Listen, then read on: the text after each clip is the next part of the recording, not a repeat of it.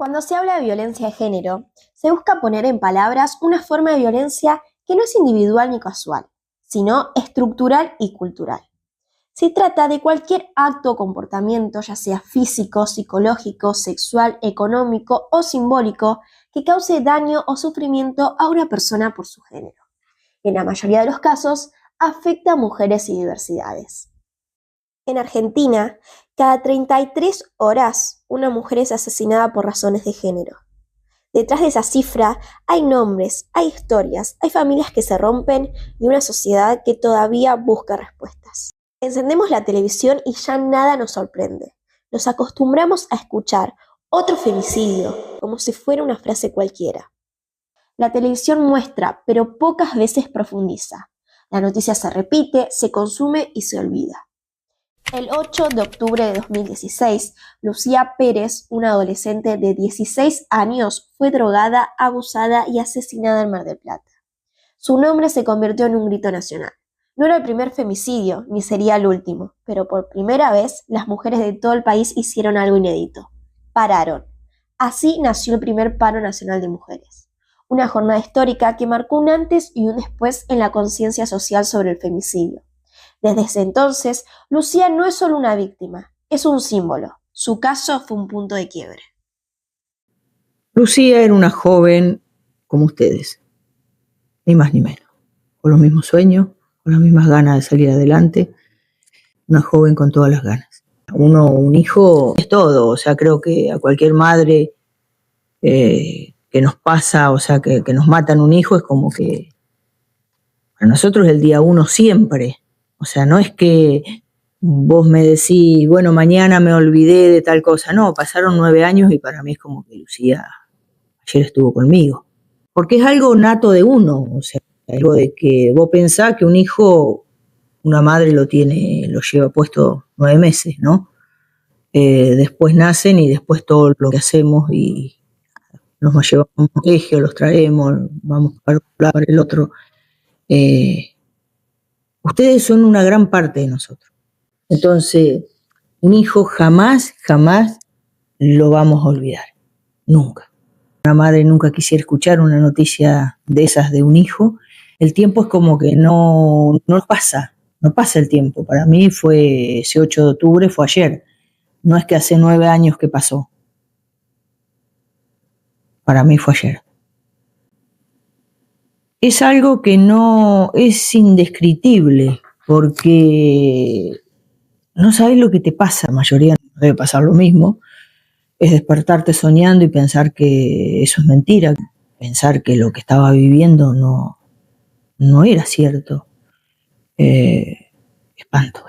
Espantoso. Los primeros días son terribles. Y uno no cae que eso te pasa, o que eso te pasó, o que te está pasando. Vos no caes en eso. Cuando dicen, qué fuerte que sos.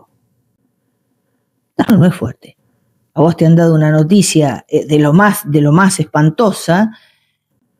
Vos tenés tu adrenalina, tu cuerpo, tu vida.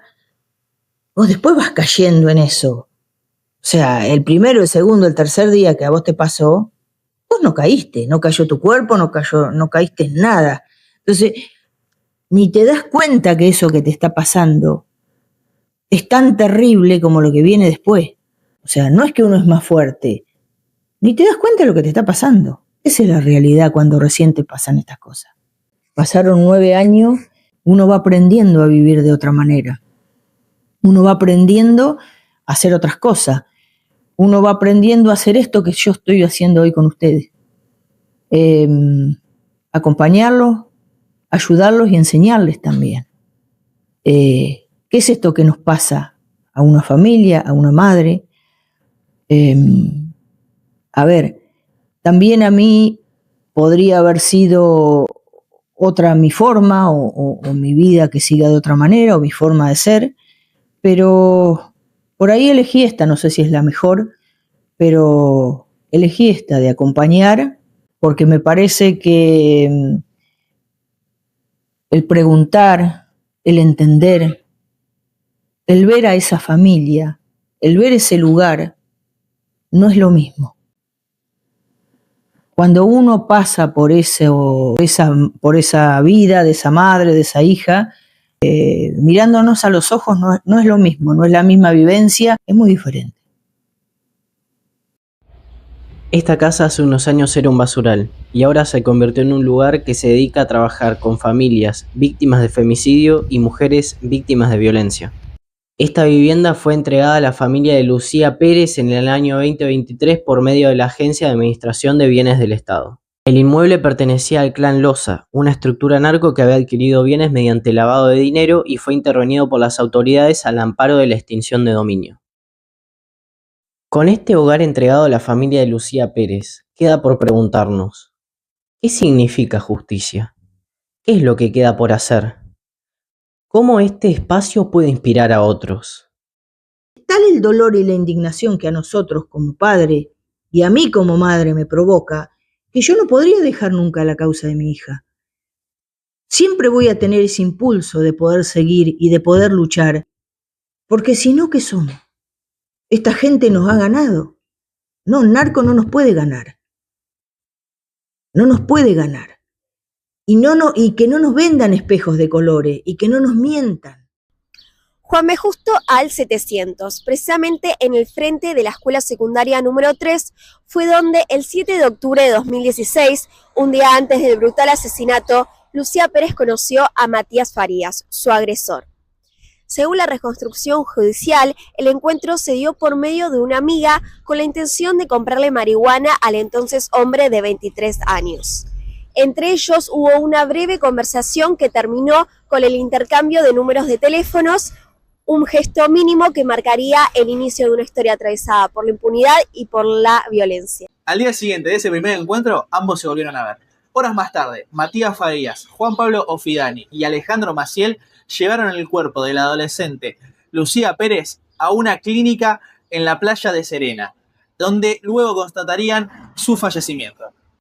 Este caso tendría varios juicios por delante, donde en un principio los acusados no serían sentenciados por el asesinato de Lucía Pérez. Imponerle la pena de 8 años de prisión y multa de 135.000 pesos con las costas procesales y las accesorias legales, y absolver libremente al nombrado en orden al delito de abuso sexual con acceso carnal favorecido por el suministro de estupefacientes que se dice cometido en esta ciudad el 8 de octubre de 2016 en perjuicio de Lucía Pérez Montero por no haber probado la acusación que ese hecho hubiera existido. Tercero, absolver libremente a Alejandro Alberto Maciel, cuyas circunstancias personales obran en autos, del delito de incumplimiento agravado por la gravedad del hecho precedente, que se dice cometido en esta ciudad el día 8 de octubre de 2016, por no haber probado la acusación que ese hecho hubiera existido. Cuarto, disponer atento a lo decidido en el punto anterior, la encarcelación de Alejandro Alberto Maciel bajo caución juratoria, de que será efectiva desde la comisaría de la jurisdicción donde cumple arresto domiciliario, recién después de verificar que no existan impedimentos a la libertad ajenos a este proceso. Quinto, remitir copia de la presente resolución al señor Procurador General de la Provincia de Buenos Aires a los fines de evaluar, en orden al posible delito de incumplimiento de los deberes de funcionario público, la actividad de la agente fiscal doctora María Isabel Sánchez en el curso de este proceso. Sexto, remitir copia de la presente resolución a la Fiscalía General Departamental para revisar, en orden al posible delito de incumplimiento de los deberes de funcionario público, el desempeño funcional de la doctora Claudia Carrizo y del auxiliar eviscerador José Luis Barani. Firmado Aldo Daniel Carnevale, Pablo Javier Viñas y Facundo Gómez Urso, ante mí Patricia Laura de Siena. El primer juicio que fue devastador, lo que pasó, esa sentencia tan misógena que dieron los jueces, y bueno, después se volvió, o sea, se los condena a ellos por venta de estupefacientes en la puerta de una escuela a menores, ni más ni menos. Y cuando se los condena a eso, pero no se los condena por la muerte de Lucía. Entonces eso fue una condena de 8 años, de ahí se apela y ahí se revierte el fallo, o sea, sí quedan condenados por la venta de estupefacientes y después de nuevo se hace otro juicio, que eso lo dicta casación, se hace un nuevo juicio por la muerte de Lucía. Ahí, imagínate lo que significa todo ese proceso y toda esa cosa que es Es larguísimo todo eso, porque eso fue en el 2016, la matan a Lucía, en el 2018 se hace ese juicio, y 2020, 22, es que se hace de nuevo el otro juicio. Cuando se hace ese nuevo juicio, quedan condenados a Farías a perpetua por femicidio y Offidani como partícipe secundario, que para nosotros siempre fue partícipe primario porque nunca podría haber hecho lo que hizo el otro si él no estaba disponible. Se lo condena, se unifican las condenas a 15 años. O sea, la condena, él tenía 8 años por venta de drogas, se unifica una condena de 15 años. Entonces ahí son 7 años más que le dan. Ahí nada, continúa eso, ellos obviamente apelan nuevamente. Bueno, casación dice que Farías lo van a condenar, hay que hacer un nuevo juicio, que tenemos fecha para el año que viene. Es un juicio de cesura, se llaman ese tipo de juicio, es solamente para dar la pena. La pena de Farías va a ser por abuso sexual agravado, por el uso de estupefacientes, pero no por la muerte de Lucía. Entonces se va a dar una condena de entre 8 y 20 años, que es la condena que va para la carátula de ese caso. O sea, el femicidio se saca, la figura del femicidio se saca. Ahora, en este momento, nosotros nos encontramos con que Offidani, como hizo un curso que duró 5 meses, ni un curso, o sea, no sé lo que es lo que hizo, todo eso lo premia y lo beneficia a que está para una libertad condicional. Cuando ahí nosotros apelamos nuevamente, a ver, no lo decimos nosotros, lo dicen las leyes, ¿no? Lo dice el artículo 80. Acá, cuando la persona ha cometido la ofensa a otra persona y ésta hubiera muerto por abuso, aunque se le sacara el femicidio por abuso, pero hay un femicidio en el medio, esa persona no tiene beneficio. Ese tipo de delito, el Código Penal dice que no tienen beneficio. Cualquier otro delito puede tener beneficio, menos el de abuso y el de femicidio. Entonces ahora estamos de nuevo apelando y se irá a ir a una audiencia para ver cómo continuamos con eso, pero no, o sea, vos fíjate que este hombre, este asesino, y cuando hablamos de asesino, vos fíjate cuando ellos van a vender droga a la puerta de una escuela secundaria, que hay chicos, hay criaturas, hay chicos de 13 años que están en primer año. Fíjate vos esa muerte en cuotas que ellos le promulgan a los chicos, vendiéndoles la droga. Esto es un delito cometido y ellos están condenados por ese delito. Entonces, ¿cuál es el beneficio que se le quiere dar? Pareciera que ser un sinvergüenza, un abusador de criaturas, de niñas, y un vendedor de la muerte a los chicos, se puede beneficiar y puede ser beneficiado este tipo de personas, bajándoles las condenas y quedando libre. Esto no lo vamos a permitir nosotros como familia de Lucía, ni como sociedad lo podemos permitir. Porque entonces, ¿qué estamos permitiendo? ¿Y qué es lo que permitimos? O sea, dejamos que nuestros hijos sean rehenes de este tipo de personas y que no pasa nada. Ese es el mensaje que nosotros le damos a ustedes, a los más jóvenes, a la sociedad. Ese es el mensaje que le estamos dando. Si nosotros dejamos estos tipos, nos cueste lo que nos cueste, nosotros tenemos que seguir adelante y tenemos que seguir apelando y tenemos que seguir haciendo lo que hacemos. Porque esto no se puede, es inconcebible. El narco tiene que estar donde tiene que estar, bajo reja. No puede estar en la calle, libre como si nada pasara. A Lucía la mataron ellos. Ellos la mataron, tanto Fidani como Faría, como Maciel. Desde este lugar, en el centro de la ciudad de Mar del Plata, en octubre de 2016 se realizó una movilización histórica. Miles de mujeres marcharon vestidas de negro para decirle basta a la violencia de género.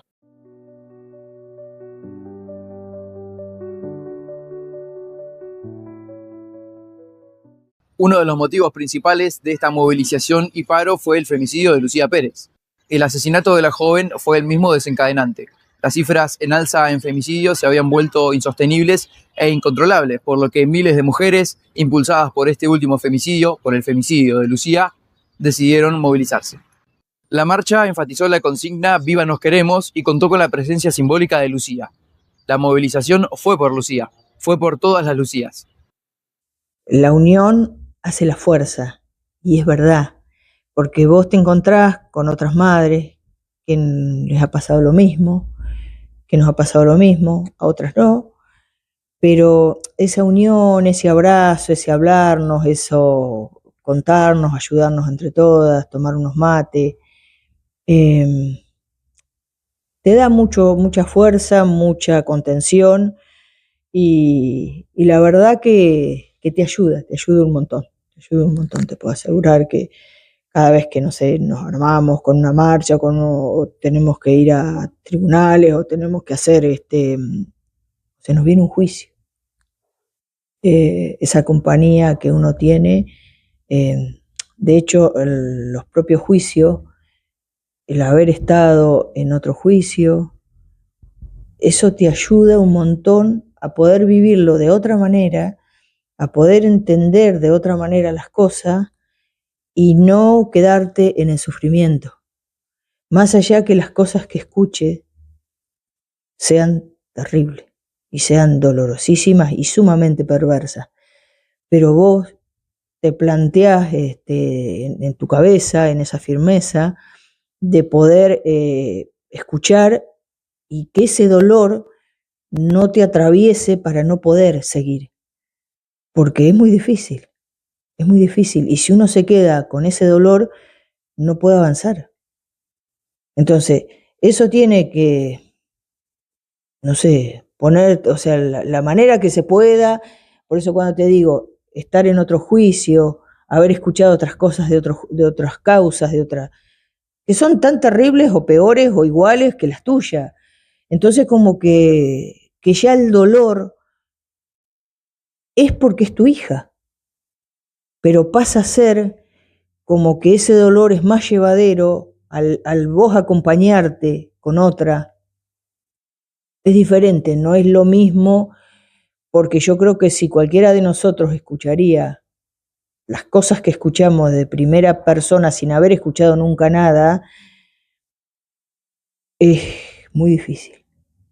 Nosotros la primera vez que escuchamos lo que escuchamos que le habían hecho a nuestra hija, perdimos el auto por 2 horas. Quedamos en blanco. No podíamos darnos cuenta a dónde lo habíamos dejado. Eran 4 o 5 cuadras de tribunales. No podíamos razonar ese perímetro donde estaba. Entonces vos fíjate hasta dónde llega que la cabeza de uno, o sea, a ver, son cosas tan impactantes que vos no estás preparado para escuchar eso. Entonces, al no estar preparado para escuchar eso, ese impacto es tan grande, tan demoledor, que quedás en blanco. Bueno, habiendo escuchado los alegatos del damnificado, hace un fuerte intermedio hasta mañana a las 9 para continuar. No se está viendo perfecto. Yo no la violé, no la paré, nada. Yo no la maté yo. ¿Me puedes subir? ¿Lo puedo escuchar? Ahora.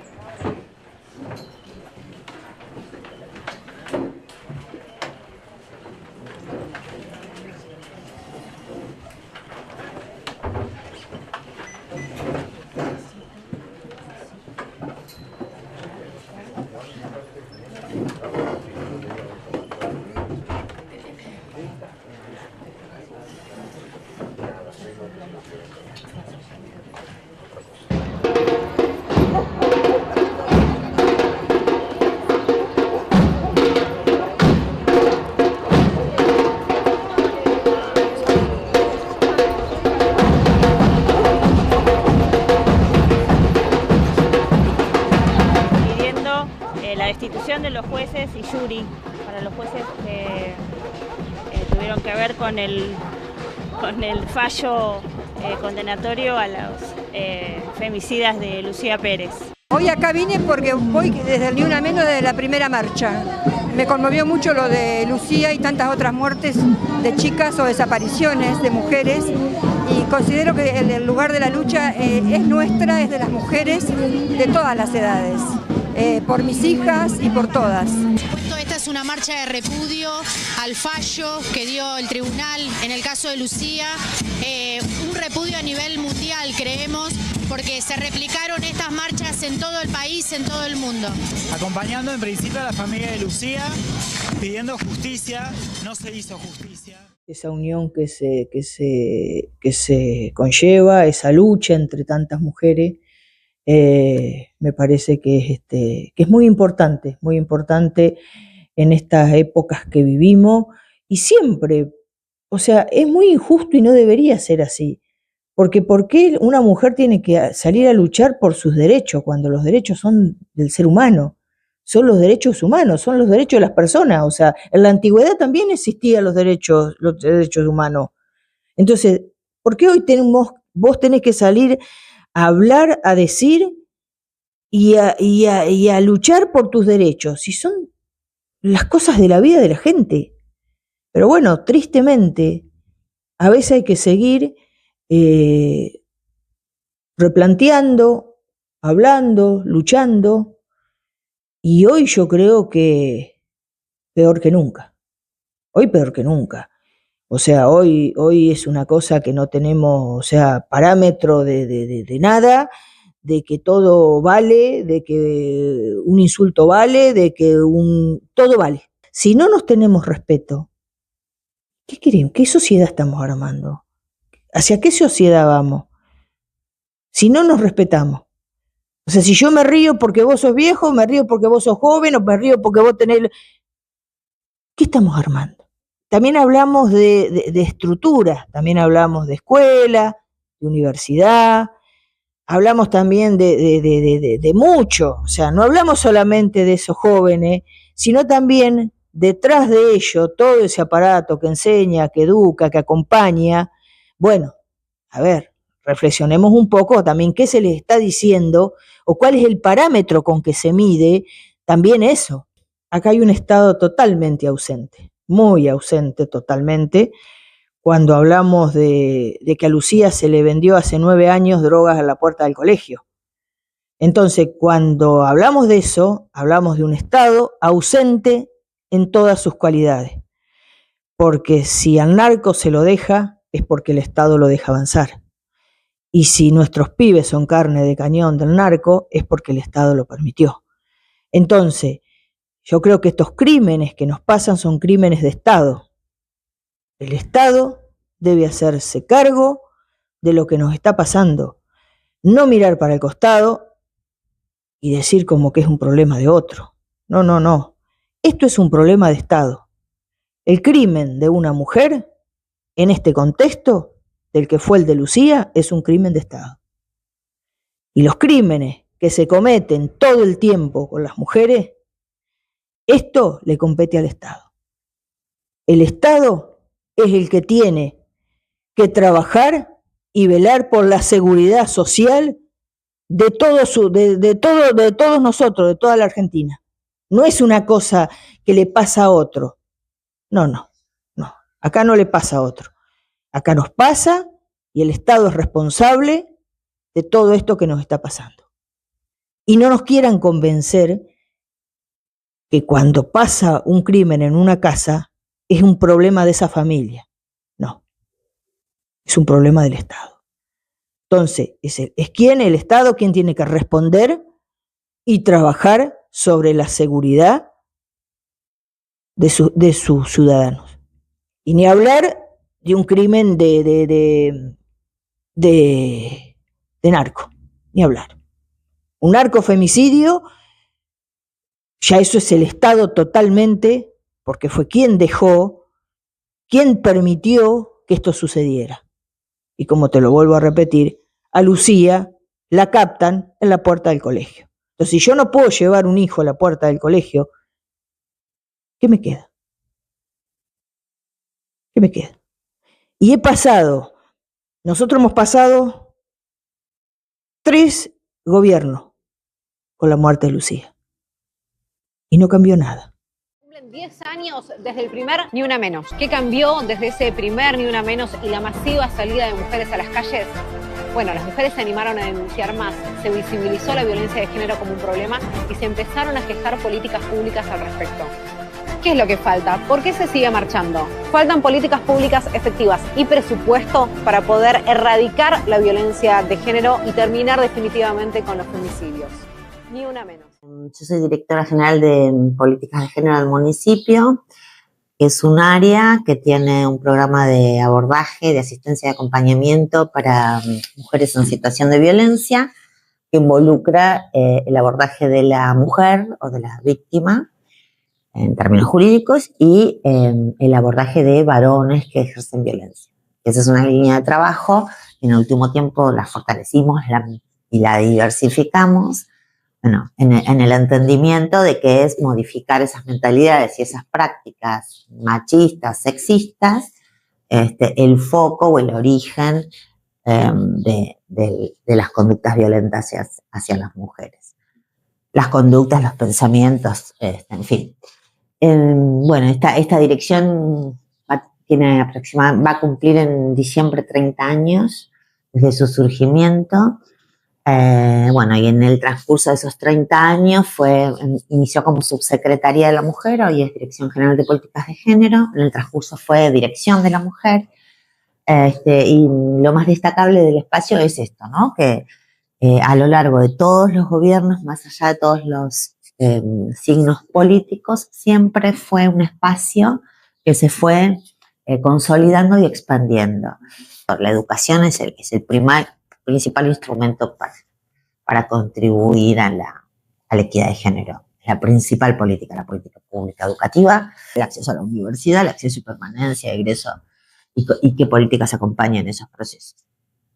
Y también, bueno, estas otras formas de proponer formaciones, ¿no? Y incidir sobre el nivel educativo de la población. La principal política de género no tiene el nombre de género, pero sí es la más relevante y la que más empujo o impulso produjo en el movimiento feminista. Y es importante enfocarse en estos, sobre todo en que la perspectiva de género transversalice los ámbitos educativos y que finalmente la ESI pueda también desplegarse en todos los ámbitos y en todos los niveles educativos, porque resulta que cuando hablamos de violencia de género enfocamos, por ejemplo, a la justicia, de la justicia. Bueno, pero cuando las cosas llegan a la justicia es porque hay toda una cadena de responsabilidades anteriores.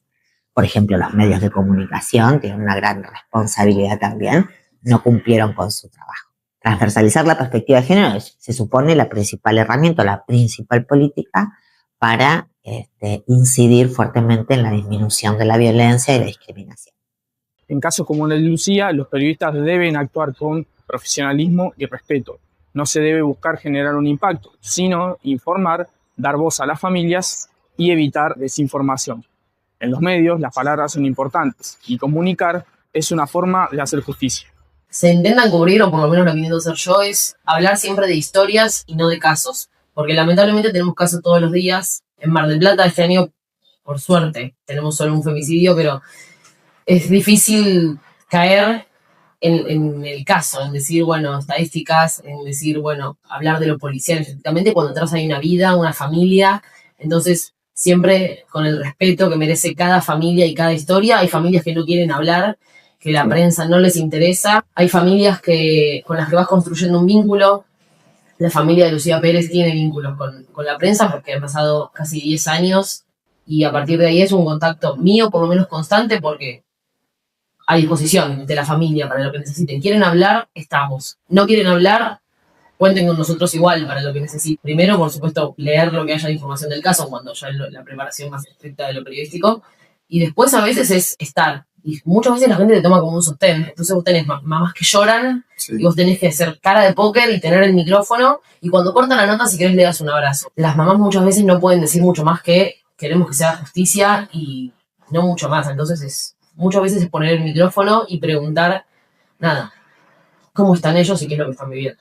Entonces, cómo se cubre y qué casos sí, qué casos no, lamentablemente se cae en la información que nos llega, primero y principal, es decir, los partes policiales que tenemos.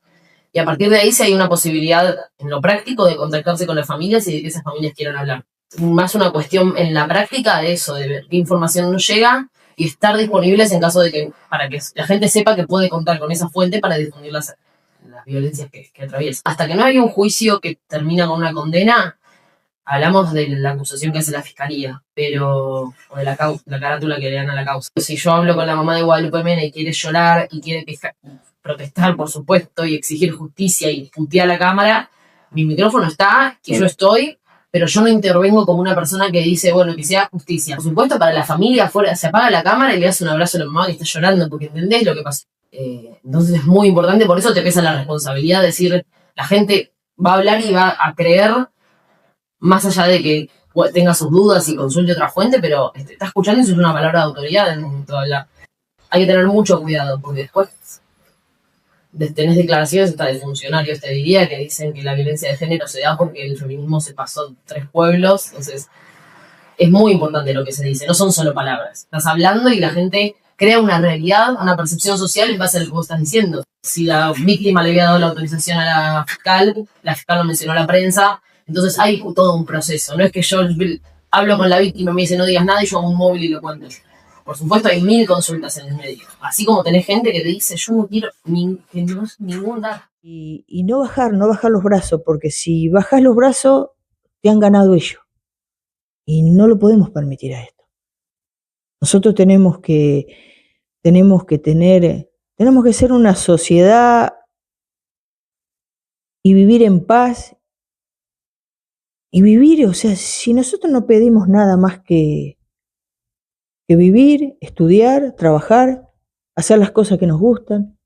Como cuando empezamos la nota, volvemos a cuando empezamos la nota, cuando vos me preguntaste cómo era Lucía. Y yo te contesté, Lucía era como ustedes. Yo recién te veo tus zapatillas y la veo a Lucía con esas zapatillas. Porque le encantaban esas zapatillas, eran las zapatillas que usaba. Entonces, cuando yo te veo a vos, y sí, veo a Lucía, te veo a vos, veo a Lucía. O sea, ustedes son mis Lucías de la vida, del mundo, de mi ayuda, de mi abrazo. En el fondo son ustedes mis Lucías. Porque creo que es la manera donde seguiremos luchando y donde seguiremos trabajando y haciendo tantas cosas por ustedes. Eso es la vida, y seguir adelante y nada, seguir siempre con ella, por ella y por todas las mujeres que desgraciadamente nos matan.